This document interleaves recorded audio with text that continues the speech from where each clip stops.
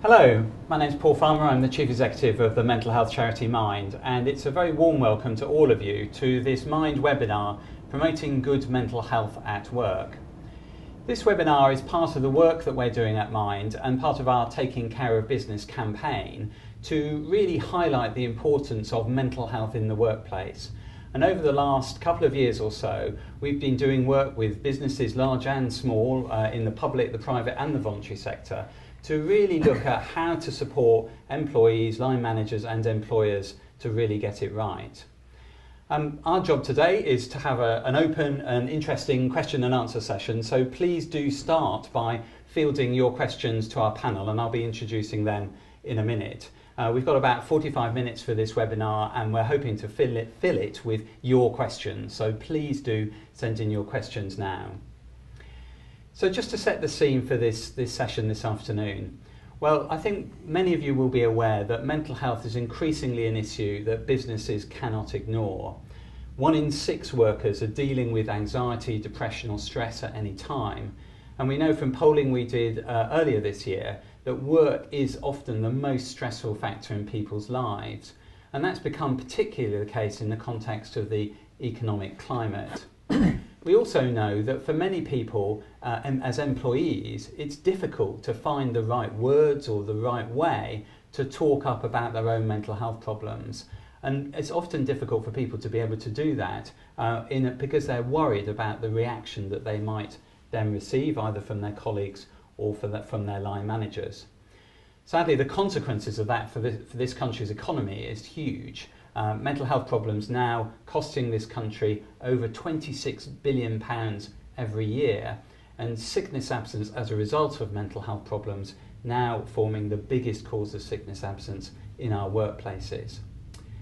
More encouragingly though, we've already found that we know that line managers want to do more to get this right, to improve their own staff's mental well-being, but also to get the right kind of training and guidance and support in terms of really addressing this issue correctly. And that's very much a focus for this session today. We know that open and supportive workplaces can really benefit and help everyone in the workplace. And I suppose in a way, our starting point is to think about how do you create a workplace for all staff which is mentally healthy, rather than simply starting with the question of how do you support somebody who may be experiencing a mental health problem. And we're going to be looking at that shortly. Certainly we found here at Mind that if you do look after staff mental well-being, staff morale, loyalty, innovation, productivity and profits all increase. And some of you will have seen some earlier webinars we ran earlier this year, which are still available online, which really looked at the impact on some businesses of investing in mentally healthy workplaces. So it looks as though there's some key indicators that gives us an idea about how you can support all your staff to think about mental well-being. But it's also about how can we support you as line managers to be able to have those conversations and get it right. Now, the chances are that whether you're a new line manager or an experienced line manager, at any time in your managerial career, you will be managing somebody who experiences a mental health problem, and you will be anyone who you manage will experience mental health. So this is a kind of must-do part of any line manager's toolbox in terms of being able to be clear about how to get this right. So I'm really looking forward to the conversation today, looking forward to seeing your questions and to hearing from our panel. So just to quickly introduce them, to my right, Karen Stedman from the Work Foundation, who's an expert in health, well-being and sickness absence, and did a lot of research particularly around supporting people with serious mental health problems in the workplace. Emma Mamo to my left is our lead at Mind on the Taking Care of Business campaign, and there's very little that she doesn't know about supporting employees in the workplace. And John Bartlett is a specialist in mental health and resilience, has his own personal experiences and has also worked in a whole variety of different, and as we'll hear later, quite challenging workplaces when it comes to really getting resilience embedded inside the work culture. So on with the questions, and to kick us off, we started thinking about this whole question of a good workplace, a mentally healthy workplace. So Karen, what do you think makes for a mentally healthy workplace? Well, you can look at this kind of from two perspectives. There's kind of the culture of the workplace and the strategic leadership element, and then there's also the relationship between the line manager and the employee. So in order to culturally create a healthy workplace, I could say leadership has to come from the top. There has to be openness about mental health as an issue. We talk about health and safety all the time. Why is there not leadership on mental health issues as well? And so once that's in place, that should filter down the organisation. And we do that by making sure that we have open conversations about it, put it on the agenda at meetings, making it a normal subject that people speak about. Also, lots of places will have a mental health strategy in place, which will use lots of the interventions which I'm sure you've all heard talk about. There'll be some kind of health support, access to EAP counselling lines, and various pathways to get more support through your organisation. Now, it's all well and good having all those in place, but you also have to make sure that they actually are effective for people on the ground. For example, some research we've done with a large organisation, we found that they had lots of online support for stress and resilience, but it was a call centre environment and people simply didn't have the time to access it online. So you can have these things in place, but you have to make sure that they're actually accessing the people that you want to use them. And then the other side of it is the line manager relationship. And as I'm sure you'll hear about today, that's generally about just being as open as possible, trying to create an environment where people want to talk, where they might want to disclose their conditions, where they feel that it's a trusting, open environment and they can say what they need to say and start working towards making the workplace better for themselves. It's great. So the whole kind of idea here is that you think about a mentally healthy workplace both from the point of view of the kind of physical environment, the kind of support, the toolkit that's available for people, and also the equipment, the training and the coaching of staff, and particularly line managers, to really get that right. Would that be a reasonable kind of summary of how to get it right? Yeah, definitely. And the thing is, we get a lot of, you hear a lot from line managers who would like to do more about mental health, but they either don't have the support from their organisation, or they're just not confident within themselves because they haven't had the training, or perhaps they don't have other networks of other line managers to talk to and make sure that they're doing the right thing. And so it's kind of about, for line managers, I think it's about having the training, empowering them to be able to look after their staff, giving them the opportunity to be open themselves and discuss issues. And then often it might fall to the line manager to try to make this a bigger company issue, and to try to encourage strategic leadership. One way I think is probably quite good at doing that, something we're trying at my work, is doing something like the Time to Change pledge, because then that gives you a bit of a framework and a bit of it's a tool to kind of push the organisation to think more about it and kind of give them guidance on how they might think about it. And I think that's a pretty useful way of bringing it up. That's great, thanks. So we'll come on to the question of easy tools, of which that you've just heard one, but also the question of leadership inside organisations in a moment. But let's start with, just to really get some really basics down, Emma. Angela asks us, can you just tell us what are the signs of a mental health problem, and how does it kind of tend to show itself at work? I think that's a really interesting question. I think someone experiencing a mental health problem, it's often very different for people. Even the same condition, people are experiencing it differently. So I think it just goes back to, if you have a good relationship with that person and you know about them and you can see changes in their behaviour or changes in their mood, or their approach to the workplace. Are they coming in earlier? Are they staying later? Are they perhaps struggling in meetings? Or you can just see changes in their demeanour, and then you can try and have a conversation with them about it. Often we see that people don't often disclose it or start talking about a mental health problem until perhaps there's been changes in their performance and whether or not they're meeting deadlines and so on. So obviously we want to encourage people to feel comfortable to speak up sooner. I think what's a really useful tool that we use at Mind is an action plan, which talks about if someone's experiencing a mental health problem, what does that look like for them? What are the early warning signs? What are the workplace triggers, and what can you put in place to support them? So for example, my action plan, I'm Mediterranean and I have an awful temper but I hide it at work. If you start seeing me lose my temper, that's a sign that maybe I'm struggling a little bit. Or if I come straight into work and I switch on my computer and I don't really talk to anyone, I get straight down to business, that might be an indicator that I'm feeling a little bit under pressure. And recently that kind of happened. All that had happened, I'd left my Oyster card at home. I hadn't noticed until I got to the train station, but when I came in, I was a bit annoyed, and I got straight down to work, and my manager emailed me and said, "Oh, Emma, is there anything up?" Because we've had that conversation previously, so she felt the permission to kind of ask me that question. Obviously, I could tell her what had happened, and it wasn't anything to worry about. But I think being proactive and having that conversation at an individual level means you can have these conversations earlier. And John, tell us a bit about what's happened to you in those kinds of environments. How has your own mental health issue kind of shown itself, and what kind of response have you found? I think it's varied in different organisations, but generally I found it's come down to the quality of the conversation with the person that you interact with, the line manager.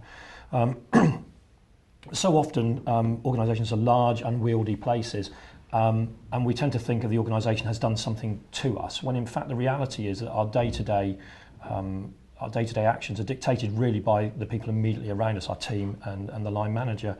And I would agree, just that first conversation with somebody makes such a big difference, because it can change so many things so quickly, because suddenly it's not like a big issue, you're not going to be weighed down by it, it's not going to be continually pushing down on you during the day. It becomes normal, it becomes comfortable to just kind of go, actually, I'm not feeling too great today.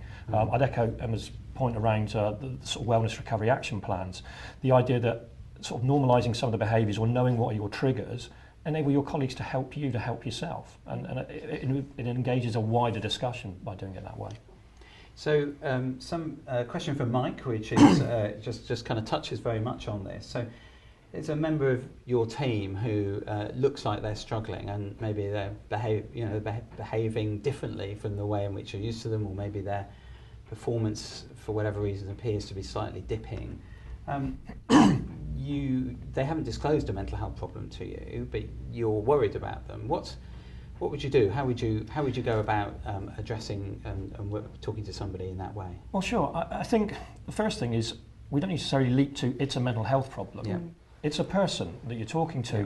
So, if somebody's not doing so well, or you notice they're struggling a bit, I think it's just human nature just to go over and go, how are you doing? What's going on? And I was in an organisation the other day where somebody said to me, well, how do you start a conversation around mental health? And I said, well, how would you start a conversation around cancer? And they said, well, I'd kind of ask what I could do to help and what they needed me to be or do for them. And I said, well, it's exactly the same. There's no special magic trick that comes with mental health. A lot of it is just good line management. It's about being available for your staff, building good rapport, being approachable, the kind of open door policy. I don't think there's a kind of a magic wand that can be waved. And potentially you run the risk, if you go straight in to speak to somebody and say, have you got a mental health problem? You could open all kinds of cans of worms, and it mean nothing of the sort that they have, and they'll be offended by people asking or whatever.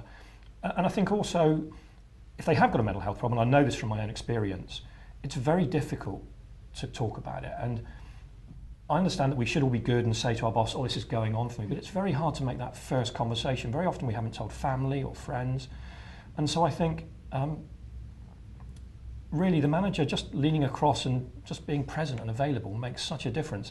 As time goes on, I think the relationship will change, and someone with a mental health condition will obviously look and search to their manager for assistance. But at first, you've kind of got to go 51% of the way. You've got to kind of go beyond to get somebody to come back across. So I think, it's not some sort of magic way to do it. It's just good line management. So in some ways, people are often feel as though the risk is that you have to somehow be an expert, kind of a psychiatrist, in order to be able to talk to somebody about their mental health. But what's your take on that, Emma?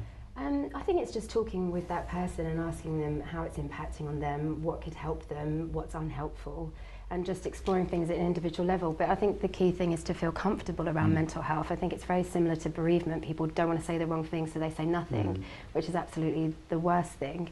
I think if you have regular one-to-ones with your line report, using that as an opportunity to open the conversation. If you feel perhaps a more informal approach would be better, maybe inviting someone out for coffee or over lunch. And I think it's just being aware that although you might feel the need to broach that conversation, the person might not be ready to open up.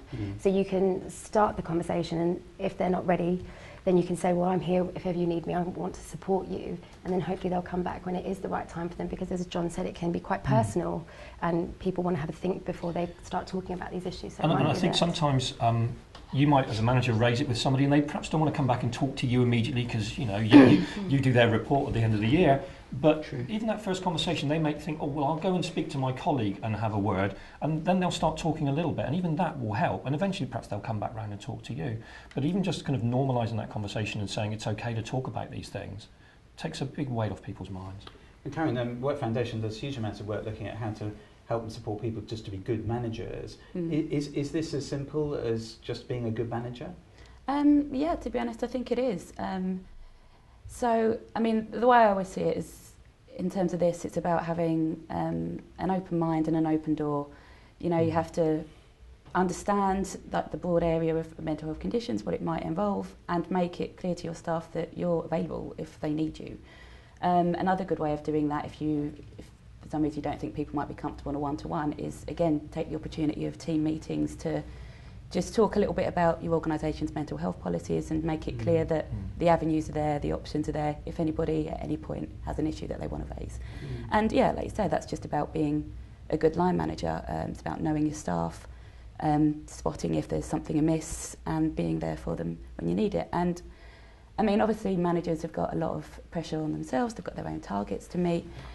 But at the end of the day, if you want to have a productive team, then you need to support them to be productive, and this is as much a part of that as anything else. So why doesn't it happen? Why do so many people then tell us that they found it difficult to talk about it, that their line manager doesn't listen? So why isn't this just embedded inside good management, good quality management training? It probably is embedded inside good quality management training, but is that the issue, do you think? I think so. I mean, there's lots of specific line manager training out there, which I'm sure you guys run some of it, but it's not getting to everyone. I mean, even another research project we did with a really large organisation, and they thought, at a top level, they thought that all the line managers were having line manager training in spotting early warning signs and in stress management and so on. But when we went and spoke to managers, no, that wasn't really the case. You know, the policy's in place, but it's not actually reaching people on the ground level. So I think a lot of it's about making sure that your managers have access to this. And it's about getting good quality training as well, which what helps a lot often is real life experiences, so people can actually see what's happening in reality, because there's obviously lots of stigma around mental health and lots of maybe misconceptions about what's involved, and so people come into it with their own interpretation of what's happening, and if you don't have very good training or you don't have real experience of a situation, then it might be a little bit more difficult for you to really address it. And evidence shows that, particularly with the schizophrenia work we did, that stigma was reduced and people's expectations were normalised when someone had contact with somebody with a mental health condition. And given that 1 in 6 of the working age population have a mental health condition, then realistically it's going to be someone you work with, it's going to be your family, it's going to be your friends. So I think if you just start thinking kind of more positively, try to have a bit more of an open mind, and you'll see the signs. Or, well, not to say that the signs are just everywhere and everybody's suffering, but you'll be able to spot when things are amiss, I think, a little bit better if you were just a bit more open to it. Yeah. So there's a thing, isn't there, Emma, about that kind of environment, which I think we've really had a thought about. So one of the questions we've just had from Jane is about formal mental health policies, and Karen, you referred to that. Jane says her company doesn't have a formal mental health policy, and as a result of that, she's worried about doing the wrong thing. So would you advise businesses to have a formal mental health policy either, and where would you locate that? I think it's really important for people to have a specific mental health strategy that talks about how they're going to promote well-being for all of their staff. What's their approach to identifying and tackling the causes of work-related mental health problems, and then to have policies and practices in place that will support staff who are experiencing a problem. But I think also linked to this, there are lots of other policies that relate to your people and how you manage them in terms of disciplinary action, performance management, bullying and harassment, equality and diversity. And actually what we want to see is mental health taken account of and integrated into those processes and policies. So I think there is the need to have a specific one around mental health and sickness absence and return to work. But I think it's then also looking at all the other things that can interact with people's experience of the workplace and consequently how it will impact on their mental health. And presumably, if for whatever reason a company doesn't have a mental health policy, it doesn't mean you shouldn't talk about it. No, absolutely. I can imagine it's quite difficult if there's not a formal strategic approach, but even that idea about promoting well-being, tackling the causes and supporting staff, you can do that at a team level. Obviously it would be good to have that, you know, strategic input and direction from the top, but I think you can do stuff, and we would say to a line manager, you should adopt that approach in how you support your team in terms of how you can promote well-being, which is about sensible hours, work-life balance, and so on, and then tackling the causes, finding out from your team what's impacting. Is it relations with other teams? Is it work processes that can be amended? And then, yeah, how you can respond to a staff member who might be experiencing a problem. So we've got a good idea about what helps to create a mentally healthy workplace. We've got policy, we've got good management training, we've got support to have those conversations. But of course there are times when those conversations are harder. Emir has asked, what do I do if someone is underperforming and I think it's due to a mental health problem? John? Well, I mean, as a line manager, you're not going to be a psychiatrist, a GP. You're not going to know whether it's a mental health problem. So I think in some ways, you can't make an assumption. There's no point in you rushing to that. Now, if someone's underperforming, I appreciate there will be plenty of policies and procedures within your organisation, lots of ways in which you can, you know, pin the person to the deck and tell them off, and you know, quite draconian things. But actually, if they've got a mental health problem, they need help and support. But isn't that true of everybody who's underperforming? Well, yeah, I think so. And I think it's the thing, we get so busily into separating these issues out that actually, you know, if you go in with start the conversation, you are performing poorly, and they're going to be on edge. If you go in and kind of go, look, I've noticed you've, you know, dropped the ball recently, what's going on, how can we help? Then often people will kind of go, yeah, well, actually, this has been going on for me, or, oh, you know, I didn't want to tell you, but. And I think there's this misconception that we have to, you know, it's a poor performance thing. Generally, most policies that exist within the HR world around performance generally give people several chances. You have you have a conversation about how you'll be clear about targets, about what's going to happen going forward. You can still have all of those conversations. But if you think there's something along those lines, as I said earlier, you need to sort of say to the person, do you need some help? What assistance can I give you? And it might be from an employee assistance program, it might be talking with a mentor or a coach in the organisation. So a number of the organisations I work with, they'll say to somebody, well, would one of our internal coaches be useful? Mm-hmm. So that takes it away from the person who's necessarily controlling their, you know, annual report. And that can be useful. There's plenty of options that you can address performance with before you need to get into the draconian, do we need to go to a disciplinary hearing sort of thing. So I think if you have an assumption, talk to the person. They'll be able to tell you whether that's right or not. So Emma, how do you kind of mesh that support for somebody, particularly perhaps if somebody hasn't previously talked about their own mental health issue inside a workplace, and the first time that conversation is happening is in one of those, potentially in one of those performance environments. As a line manager, how do you get that right? Well, I think actually performance management, although it's seen as quite a negative term, actually that's what you should be doing if you're having regular catch-ups, looking back over the last month. I mean, with my team, we have a kind of set agenda that we go through, and it'll be, you know, reviewing the last month, what went well, what did they do that contributed to the success of that, what didn't go so well, and what are the reasons for that. And so you can then start saying, is it something about a confidence issue, a knowledge issue, a skill issue? You can start putting things in place. So you should be trying to catch these things early. But if it has come to the point where someone has experienced a period of underperformance, which has triggered a kind of conversation about this, and then the person discloses that they've been experiencing a mental health problem, then I think you have to then stop any form of proceedings and start talking about, well, what does that mean for you?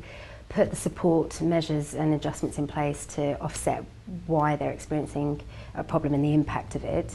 Agree a time to review it, and then come back to it. And then, you know, if things don't change, then you might have to be looking down potentially a medical capability route. I don't think actually if someone's underperformance is linked to a mental health problem, I don't think it should then be seen in that underperformance. So it might be if it's relating to their mental health.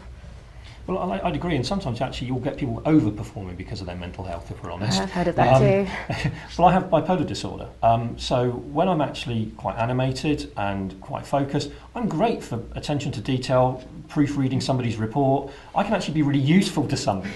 So in some ways, I know that's a more developed conversation, I'm more comfortable talking about my mental health, but you'd be surprised how often someone's mental health condition is actually an asset in your workplace. And I think Emma's point is well made. If we're getting to the point where we're having a performance conversation, you know, the big formal thing, I kind of question what the manager has done beforehand in the lead-in. What atmosphere have they created within the team that the person is underperforming? And very often a simple, reasonable adjustment around perhaps changing someone's working hours a little bit, adjusting things so that they can come in a little later perhaps if they're not sleeping well. Those things can trigger a massive change in people's ability. So, yeah. And I mean, for me, if I'm experiencing any kind of pressure or any problems, my manager and I have these adjustments in place where we might have fortnightly catch-ups in between our monthly catch-ups, so it can help me prioritise and make decisions. So I think it's just saying there are some really simple things that could help people through a difficult period.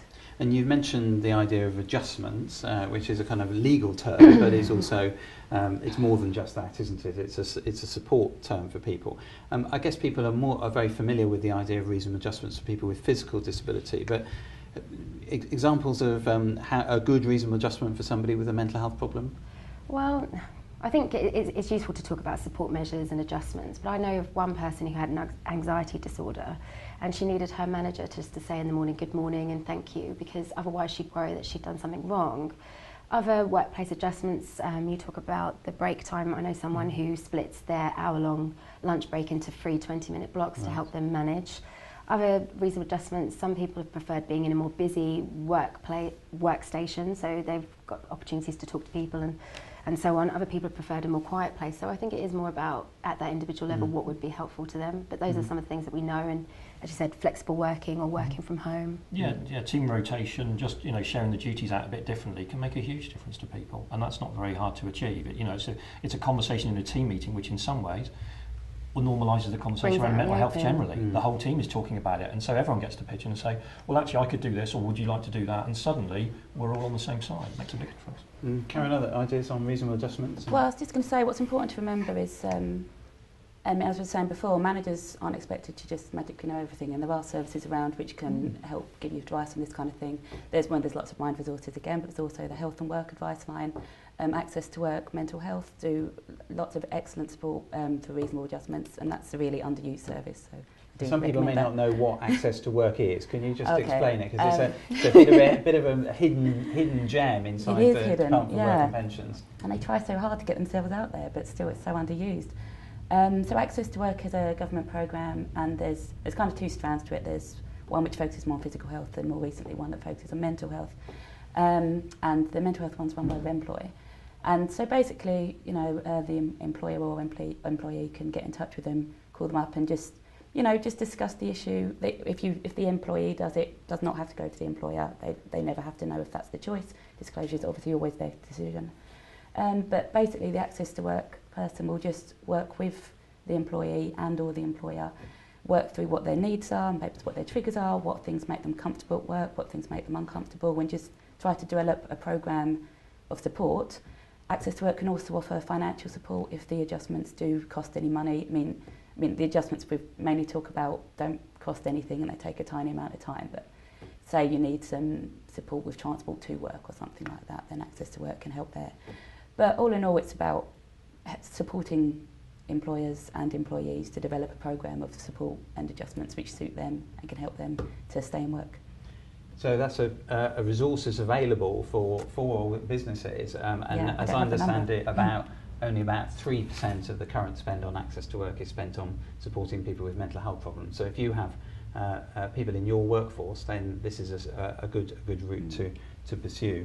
Now, talking of reasonable adjustments, Emma, Nadia says, if I make an adjustment for a member of staff, won't this be seen as favouritism? And so quite often line managers are managing teams. They don't want necessarily to suggest that one person is more, is being given an easier ride. Sometimes might be the phraseology. So how does a line manager get that balance right? I think it's really interesting. Whenever we speak with line managers, one of the things they often talk about is what about the perceptions of colleagues, and I think this idea about favouritism, I think is a common concern of line managers, which is quite interesting. I don't think you'd have it around physical health adjustments, or if someone needed a chair to help them or a desk or anything.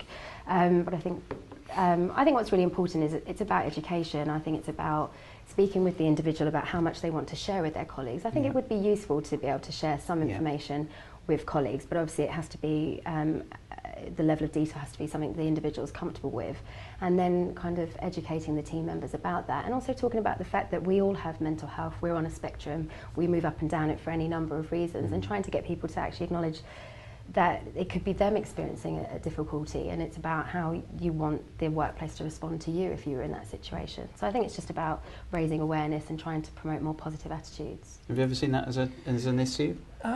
It always gets raised as an issue by managers, but I've not really seen it appear very much, if I'm honest. I think most people understand that if someone needs a little bit of help, that it's going to be given to them.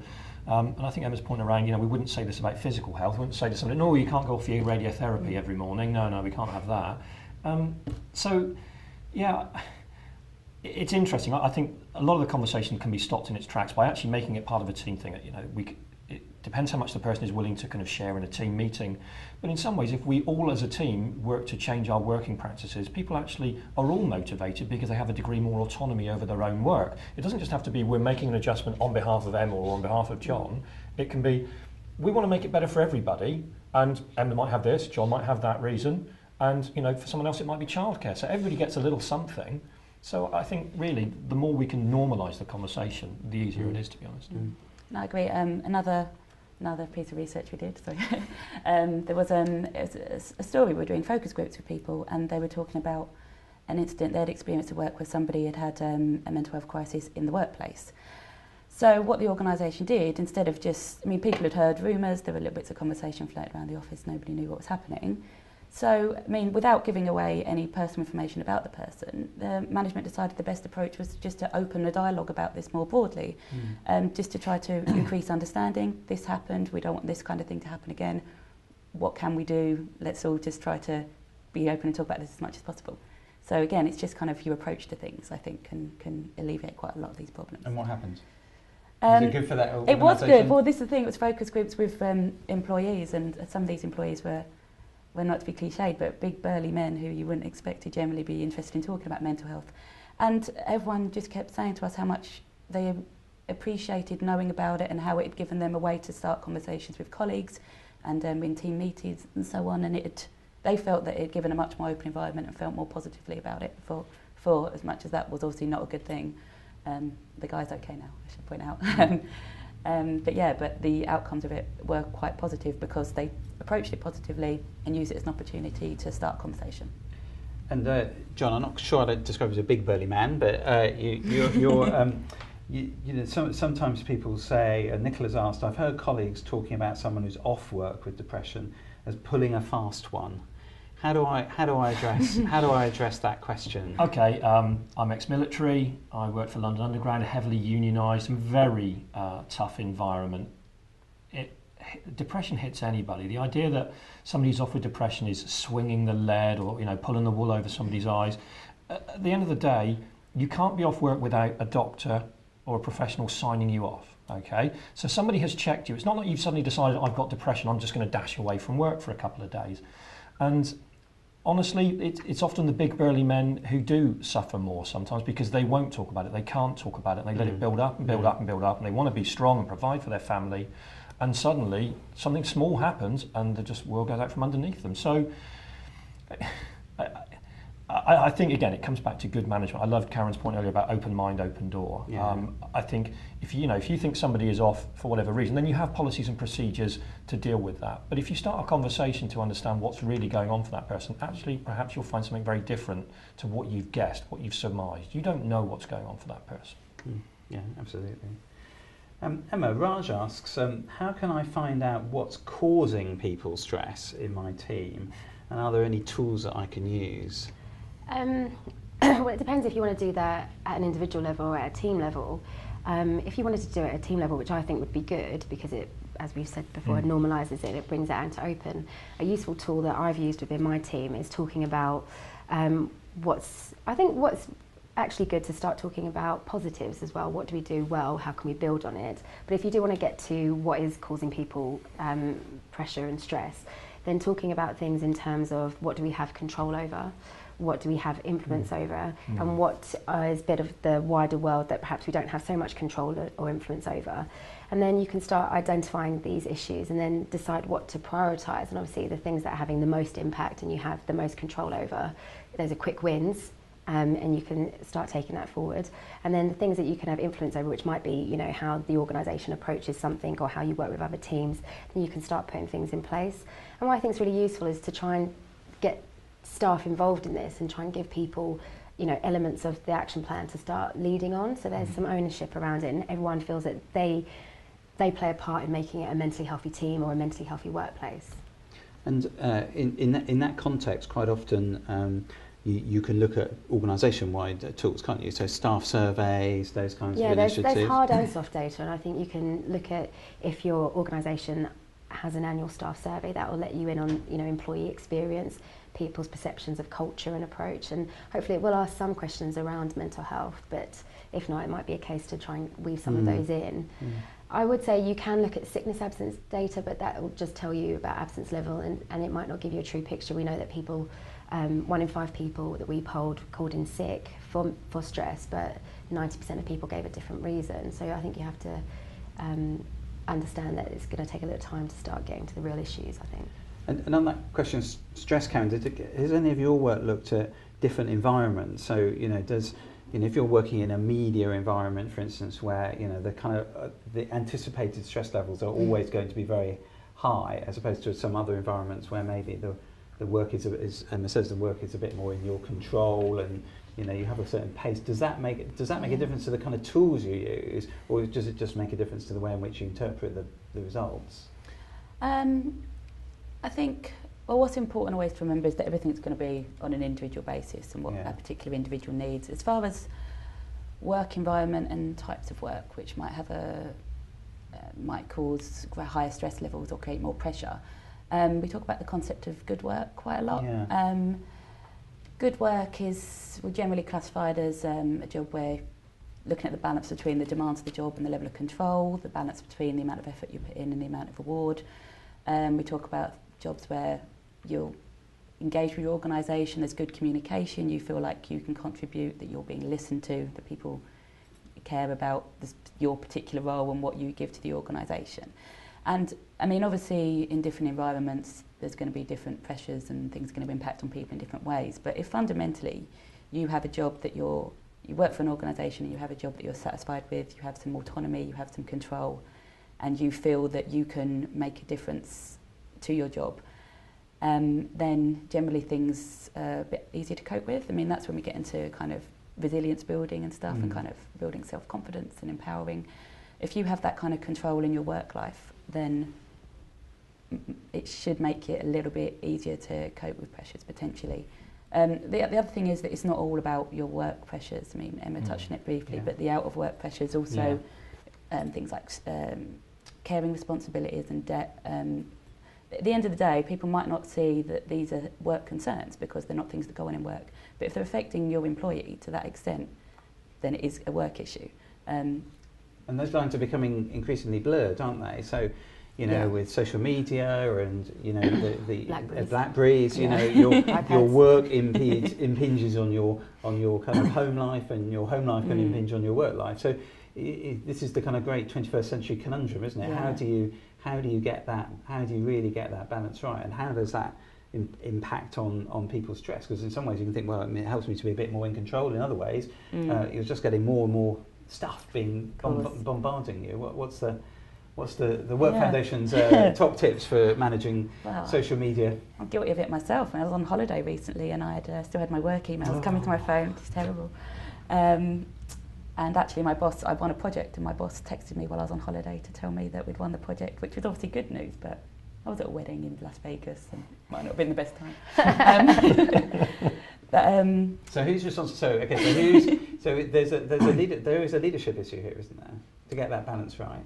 Yes, there is. I mean, that's a kind of a judgment thing. I mean, obviously, in this particular circumstance, my boss knew that would be good news rather than he wasn't going to text me and go, everything's kicking off here, it's a nightmare. That obviously wouldn't have been a very good line manager approach, I would say. But I mean, the fact is, it's what we were coming back earlier, and it's again just always about the open conversations. You know, if you think somebody's struggling perhaps a little bit at work, and you're going to ask them, you know, well, what's going on? You have to bear in mind that it might not be about work. It could be about any number of factors, and they're all going to tie in together. You've got to also be cognizant of the fact that often stress reaches a kind of crossover level when there's in-work pressures and out-work pressures, and it's where these things hit together, which is often one of the biggest stressors. And I suppose as a manager, you just have to, as unhelpful as it might sound, you just have to be aware of that, as you can be, and try not to burden people out of work, but also bear in mind that they might have a different working structure, and they might, like for example, I think I work quite well in the evenings. Sometimes I come into work later and work in the evenings. So it's not so much of a problem for me, because I've discussed this with my manager that might be a way that I would choose to work. If I specifically said don't ever contact me in the evening, I would also expect my manager to respect that. It's just, again, talking, finding out what works for individuals and being respectful of that. And Emma Kamal says that he works in a high-pressure environment where the long hours are the norm. Senior managers say work-life balance is very important, but the reality is we're expected to work long hours and be available 24/7. How do you manage that?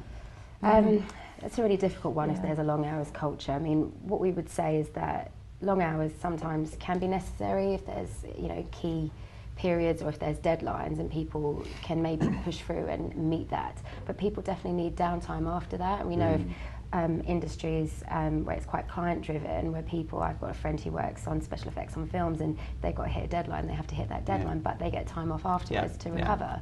So I think that it is about trying to educate senior management that you can't keep pushing people. There will come to a breaking point. And I think there's things where if there are certain elements of pressure within your workplace, well, what can you do to manage that and offset that, so having downtime after peak periods? I mean, one thing we know with social workers, that's quite a high-risk role in terms of emotional impact. And after situations, social workers are meant to have a debrief with their manager, and that doesn't happen routinely, but that's effectively their hard hat. So there are things, if there are pressures that need to be dealt with, then systems need to be put in place, and they have to be followed to support people, I would say. Absolutely. John, just going back to this question about conversations, language, Kate asks, are there things should do or avoid doing? And she's worried about just getting it wrong on the language front. What's been your experience? I think it's a bit like when I trained to be a physical first aider, and the theory was you couldn't do anything that was going to make the situation worse. You know, the paramedics will be able to sort things out afterwards. And I think, to a degree, at least starting to have the conversation and being clumsy is better than no conversation at all. I think there isn't, you know, for example, officially I'm a service user at the moment. I don't particularly like that term. Patient was what we used to be called. But I don't get hung up on the language. And I think, you know, stress as a word is a trigger for a lot of people. They think of that in a very negative sense. But I think just start talking, and you will evolve the language you need between the two of you. And I think, again, it comes back to, if we're talking about it more broadly in the team, a lot of the work I do around resilience, we look at building a shared language within the organisation as to what resilient means to them and what mental health means to them. And so people start to come up with their own terminology, which is perhaps industry specific. As I say, I work for London Underground, and people jumping in front of trains is a terrible situation. It's very hard for the driver that happens to. It's also hard for the passengers who've witnessed it, for station staff who come along. And, you know, there are various terms for that, which I won't go into here. And some of them are black humour to keep people coping. Some of them are very formal terms that you would give to the press. There's a term that works for each person, and you've got to find the right way. So there is no right answer, is what I'd say to the person.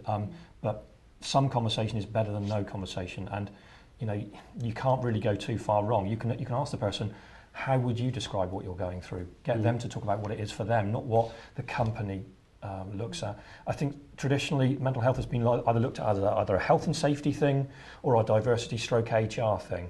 And the language doesn't need to be either of those things. It doesn't necessarily mean to be pink and fluffy in HR or very hard hat, you know, in the health and safety. It's got to be what works for the two people. Yeah, and for the culture of the organisation. Absolutely. So just coming towards the end, I would mind a quick comment from each of you on the role of senior leadership in organisations.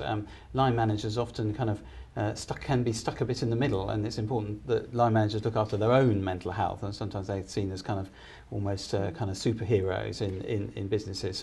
So in a kind of sentence, the role of senior managers and leadership. It's absolutely about setting an example. It is about maybe going home early or on time yourself. Maybe it's taking a lunch break away from your computer. It's about setting a good example, that role model.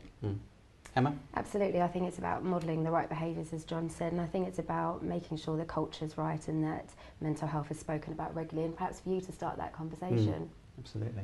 And Karen? Well, I couldn't agree more with both of those comments. And yeah, for me, it's about just creating as open environment as you can, getting a conversation started.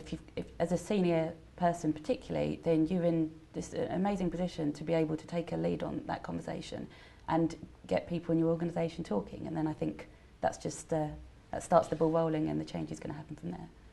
Okay, so we're heading towards the end of this webinar. We haven't unfortunately had time to answer all the questions that you've sent in. We will do our best to do that online, and particularly a very good question we've had about how do you support people coming back into work after a period off. So unfortunately we haven't got the time to cover everything, but thank you to everyone who has submitted questions.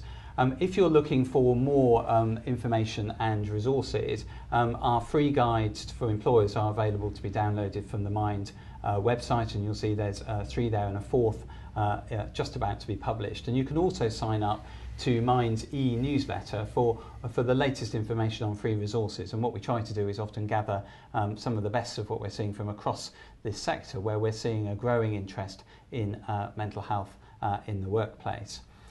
In addition to that, please do take advantage of a variety of resources and support that we're able to offer to companies in all different sectors, our training and consultancy work, the support that local Minds are able to give up and down the country, our national information line, and plenty of information and resources available for people. All it really remains for me to do is to thank the panel, to John, to Emma and to Karen. I think we've had some really excellent insights in a very grounded way about how to support line managers in getting this right.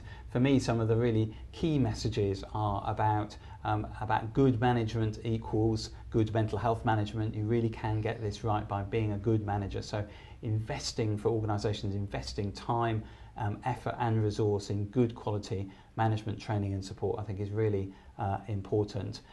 There's obviously the kind of support to have those conversations, and both the physical environment but also the ability, supporting line managers to be able to have those conversations and act on them, I think is often a really important area.